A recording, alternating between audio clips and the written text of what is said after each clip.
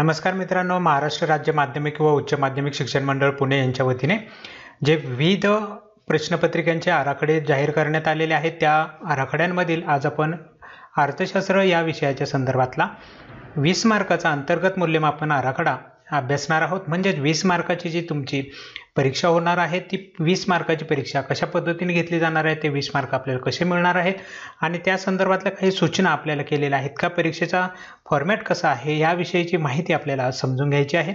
चला पाहूयात, या ठिकाणी सूचना काही आपल्याला दिलेल्या दिसत आहेत। कुठल्या सूचना आहेत, काय सूचना आहेत या समजून घेऊयात आणि नंतर ह्या प्रश्नपत्रिकेच्या आराखड्याची देखील माहिती अभ्यासूयात। पहिली सूचना या ठिकाणी दिलेली आहे, 20 गुणांच्या अंतर्गत मूल्यमापनासाठी उपयोजनांवर आधारित चाचणी घ्यावी। म्हणजे 20 मार्क आपल्याला जे आतापर्यंत प्रकल्प सादर करून मिळत होते ते आता चाचणीच्या आधारे म्हणजेच परीक्षेच्या आधारे मिळणार आहे। ही चाचणी संपूर्ण अभ्यासक्रमावरती आधारित असावी, ही एक महत्त्वाची सूचना आपल्याला या ठिकाणी पाहायला मिळते की ही संपूर्ण अभ्यासक्रमावरती परीक्षा होणार आहे। या चाचणीसाठी 1 तासाचा वेळ देण्यात यावा। 1 तासाची परीक्षा होणार आहे। 20 मार्कासाठी ही परीक्षा असणार आहे।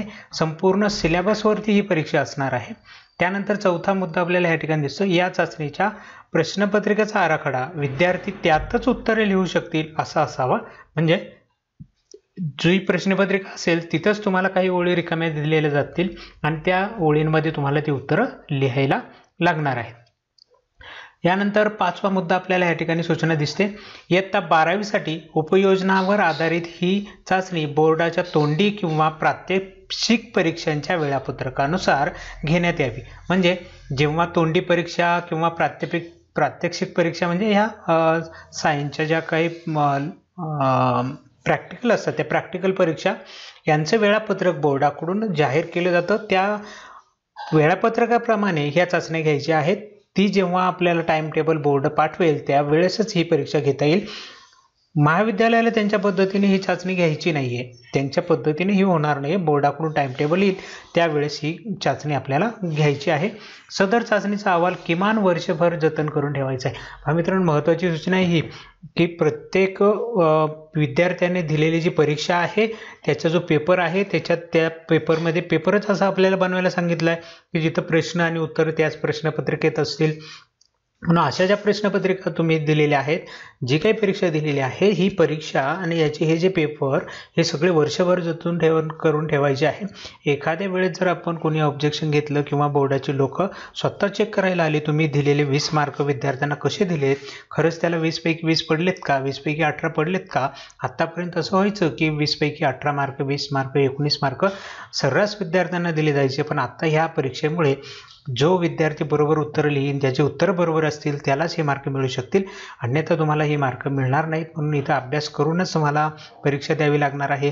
त्याचबरोबर संपूर्ण पहिल्या प्रकरणापासून ते शेवटच्या प्रकरणापर्यंतच्या प्रश्नांचा यामध्ये समावेश असणार आहे। ही एक महत्त्वाची बाब आहे। म्हणून अभ्यास करूनच आपल्याला ही परीक्षा द्यावी लागणार आहे। आणखी काही सूचना आपल्याला आहेत का हे पण पाहायचं आहे।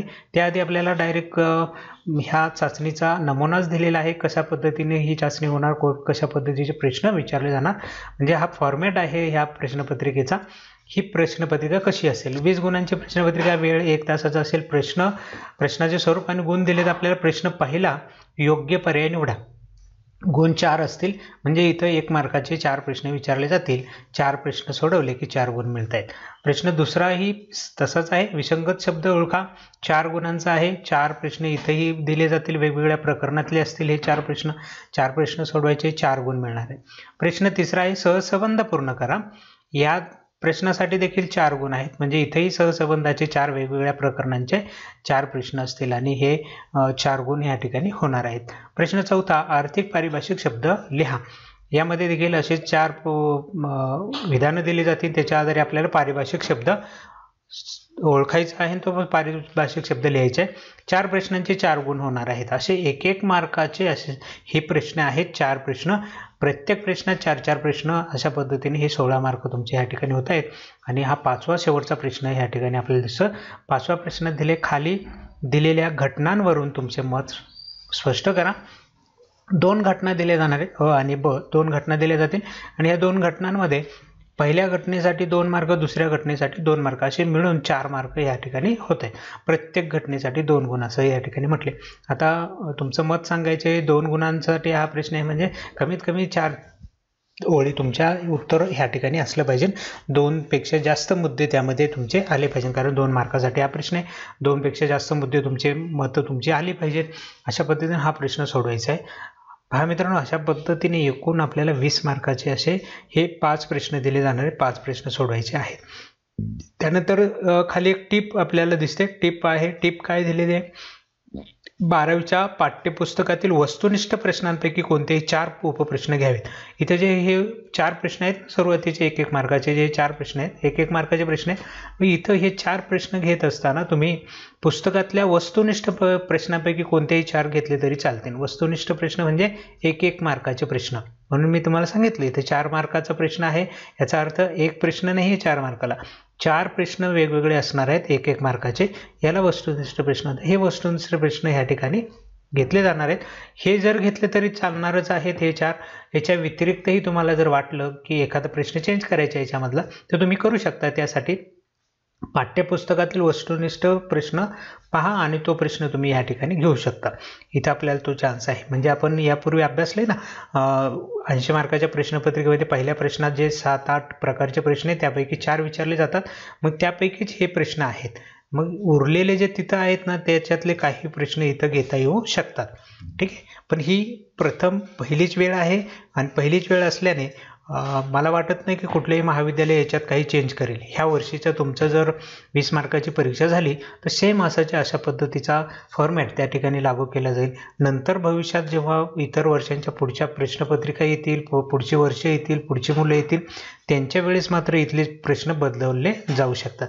आणि यावर्षी मात्र ही बदल होणार नाही, हे देखील तुम्ही लक्षात घ्या. आणि ह्यासारख्या प्रश्नांचा तुमच्या पुस्तकात योग्य पर्याय निवडा. किती प्रकरणांमध्ये दिलेले प्रश्न आहेत ते सगळे अभ्यासून ठेवा. विसंगत शब्द ओळखा. असे प्रश्न किती आहेत, कुठे आहेत, कोणत्या प्रकरणात आहेत, सगळे करून ठेवा. हेच प्रश्न विचारले तर त्याच्यापेक्षा काही बाहेरचे जास्त वेगळं विचारलं जाणार नाही. सुरुवात आहे अभ्यासक्रमाची, त्यामुळे तुम्हाला चान्स आहे. प्रश्नही सगळे नवीन आहेत, त्यामुळे धड्याखालीचे प्रश्न तरी परफेक्ट तुम्ही केले पाहिजेत, म्हणजे ते तुम्हाला सोडवतील. आणि विशेष म्हणजे ही प्रश्नपत्रिका जी आहे ती तुमच्या महाविद्यालयातर्फे तयार केली जाणार आहे. म्हणून प्रत्येक महाविद्यालयाची प्रश्नपत्रिका वेगळी असेल. सगळ्यांना एकसारखे प्रश्न येणार नाहीत. प्रत्येकाचे प्रश्नांचं स्वरूप वेगळं असू शकतं. त्यामुळे तुम्ही तुमच्या पद्धतीने हा अभ्यास करायचा आणि ही परीक्षा द्यायची आहे. 20 मार्काची परीक्षा आहे. तुमच्या महाविद्यालयात होणार, फक्त बोर्डाने दिलेल्या वेळेत होणार आणि त्यानुसार हे पेपर चेक करून बोर्डाकडे 20 मार्क तुमचे पाठवले जातील. नंतर 80 मार्काची परीक्षा झाल्यावरती हे 20 आणि ते 80 असे टोटल करून तुमच्या निकालावरती हे मार्क येणार आहे. ठीक आहे मित्रांनो, ही परीक्षा कशी होणार आहे, काय होणार आहे हे तुमच्या लक्षात आलं असेल. आणि विशेष म्हणजे बोर्डाने इथं सांगितलं आहे तुम्हाला स्पष्ट की तुमचे हे जे पेपर आहे ते वर्षभर तसेच ठेवायचे आहेत. म्हणून याच्यामध्ये मार्कांचा काही घोळ होऊ नये किंवा चुकीचे मार्क किंवा पेपर न देता मार्क कोणाला देता येऊ नये, अशा पद्धतीची देखील काळजी बोर्डाकडून घेतली गेलेली आहे. ठीक आहे मित्रांनो, अशा पद्धतीनं हा जो फॉर्मॅट आहे तो व्यवस्थित समजून घ्या आणि अभ्यास करा. नक्कीच तुम्हाला 20 पैकी जे मार्क मिळणार आहे त्यामध्ये चांगल्या पद्धतीने मार्क याद्वारे मिळवता येऊ शकतात. ठीक आहे मित्रांनो, चला तर मग आजचा व्हिडिओ या ठिकाणी थांबूयात. भेटूया आपल्या पुढच्या नवीन व्हिडिओमध्ये इतर विषयांच्या संदर्भातील अशाच पद्धतीने 20 मार्काच्या परीक्षांची आराखडे घेऊनची माहिती घेऊन. तोपर्यंत नमस्कार.